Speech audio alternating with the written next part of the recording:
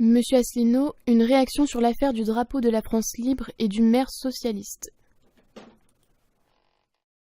Alors, réaction, oui, nous avons un adhérent en Gironde qui a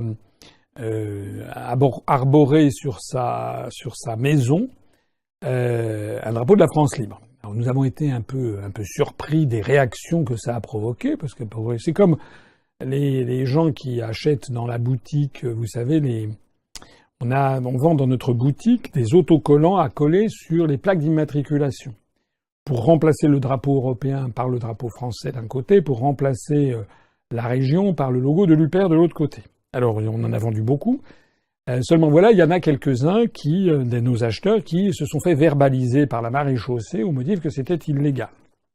Alors maintenant, nous mettons en garde d'ailleurs les gens qui l'achètent, faites attention, vous risquez d'être verbalisés. Soit dit en passant, cette verbalisation d'ailleurs est sujette à caution. Parce qu'il est vrai qu'il paraît qu'il y a un règlement du Code de la route qui rend obligatoire de voir le drapeau bleu aux étoiles nord, mais c'est ce règlement même qu'il faudra attaquer devant le Conseil d'État, parce que le drapeau bleu aux étoiles nord n'a justement pas été reconnu par la France lors de la ratification du traité de Lisbonne. Justement, la France expressément a refusé de reconnaître ce drapeau. Alors, faudrait savoir. On a ainsi un appareil juridique sur cette histoire de drapeau qui est extrêmement bizarroïde, puisqu'on a des règlements des arrêtés ministériels, je crois, du ministère de l'Éducation, qui demandent aux chefs d'établissement d'arborer le drapeau bleu aux étoiles d'or le jour de l'Europe, donc le 9 mai, alors même qu'encore une fois, le fondement juridique de ce drapeau n'est pas du tout assuré. Le drapeau bleu aux étoiles d'or ne figure pas dans la Constitution française qui précise que le drapeau de la République est le drapeau tricolore bleu, blanc, rouge. Le drapeau européen a été écarté de notre ratification du traité de Lisbonne. Donc normalement, il ne devrait pas y avoir de drapeau européen en France. En tout cas, l'idée de le rendre obligatoire ne devrait pas avoir lieu. Voilà. Alors là, nous avons été un peu dépassés par les événements parce qu'il y a eu le Figaro qui s'est emparé de cette affaire parce que notre adhérent a reçu un courrier recommandé du maire de son village, de Sainte-Terre en Gironde, de 2000 habitants, qui lui a demandé de retirer ce drapeau qui était affirmer ses opinions politiques. Il savait quelles étaient les opinions politiques de notre adhérent. Alors ça a pris un peu de quelques proportions en la matière. On a vu d'ailleurs des responsables politiques d'autres partis que je préfère ne pas nommer, mais qui sont connus pour être des spécialistes du plagiat, et qui sont venus se dire c'est à moi que ça appartient, c'est moi qui vais tirer les marrons du feu. Franchement, c'est minable. Bon, c'est un adhérent de l'UPR, c'est pas un adhérent d'un autre parti qui a fait ça. Voilà. Ça témoigne quand même c'est quand même un certain comportement humain, une éthique politique que l'on a ou que l'on n'a pas. Voilà. Moi, je vais jamais m'emparer de ce que font les autres partis pour me dire c'est à moi. Voilà. Il y en a qui, malheureusement, n'ont pas cette éthique. En attendant, ça a fait quand même suffisamment de bins. Ça a été repris par France Info, par Sud-Ouest, par un certain nombre de journaux, que c'est arrivé à la sous-préfecture de Libourne, puis à la préfecture de Bordeaux. Et la préfecture de Bordeaux, alors là, les avis sont divergents. J'ai eu une journaliste du Figaro tout à l'heure au téléphone qui m'a dit que finalement c'était la préfecture de Bordeaux qui avait décidé de sa propre initiative. D'autres disent que la préfecture a appelé le ministère de l'Intérieur en France. Enfin bref, quoi qu'il en soit, le ministère de l'Intérieur et la préfecture de Bordeaux ont donné raison à notre adhérent. Donc on a le droit d'arborer le drapeau de la France. Et puis c'est quand même un comble. C'est quand même un comble que l'on puisse, que l'on en soit arrivé là. C'est quand même un comble. Et d'ailleurs, je crois que le maire en question, lui, ne voit certainement pas de malice à mettre le drapeau européen qui n'a aucune légitimité sur sa mairie.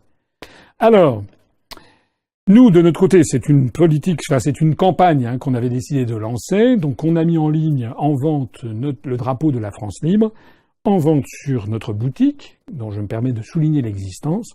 Et c'est un drapeau qui fait 1 mètre sur, 70 cm. Vous le trouverez en vente à 10 €, ce qui est un prix assez modique, sur notre boutique, si vous voulez l'acheter sur notre boutique. Alors je fais pas, j'ai vu, il y a des gens qui ont dit là sur la page Facebook, oui, c'est ça, c'est scandaleux, ils se font de l'argent, regardez ça, non, on se fait pas d'argent. Si vous voulez aller acheter ce drapeau ailleurs, allez l'acheter ailleurs. Vous trouverez d'ailleurs qu'il est en vente sur Internet parfois plus cher.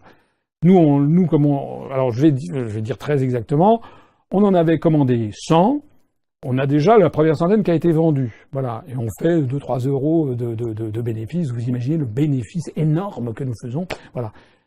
Il y a quand même toujours des gens qui sont à l'affût de façon malveillante pour essayer de dire c'est normal qu'on fasse un petit peu de bénéfices et on vit de quoi? On vit pas d'amour et d'eau fraîche, hélas.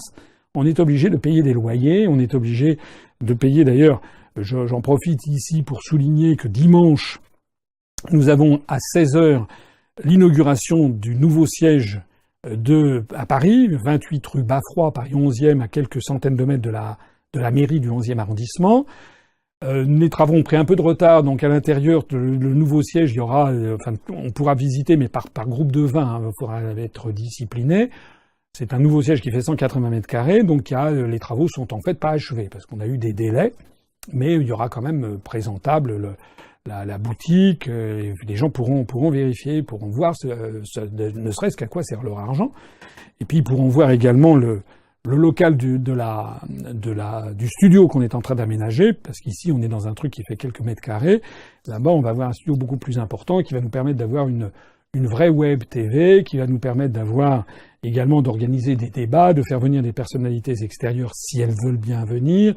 Et puis nous sommes en train en ce moment d'acquérir du matériel de très haut niveau, du matériel professionnel. Là aussi, ça a un coût, il faut le financer. Je relance ici donc une demande à tout le monde d'avoir des dons, des adhésions, et éventuellement d'aller sur la boutique qui nous procure un petit bénéfice, mais qui n'est pas énorme en définitive. On a absolument besoin de ça pour vivre, puisque je rappelle que nous n'avons aucun emprunt bancaire. Aucun emprunt bancaire. Voilà. Donc je lance ici encore une fois un appel, notamment à tous les adhérents qui sont arrivés à bout de cotisation, notamment ceux qui avaient adhéré l'année dernière. Ce n'est pas parce qu'ils ne me voient plus chez Bourdin ou sur TF1 que j'ai disparu de la circulation. Il faut vraiment verser votre cotisation annuelle.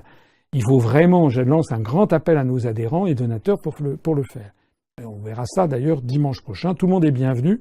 Ceux qui veulent venir, vous venez avec un petit soda, un petit gâteau, une boîte de gâteaux apéritifs. On va faire une espèce de petit buffet à la bonne franquette qui sera soit à l'intérieur des locaux, soit un petit peu sur le trottoir, parce qu'il y a un vaste trottoir devant, pour faire ça. Donc ça va être de façon tout à fait sympathique.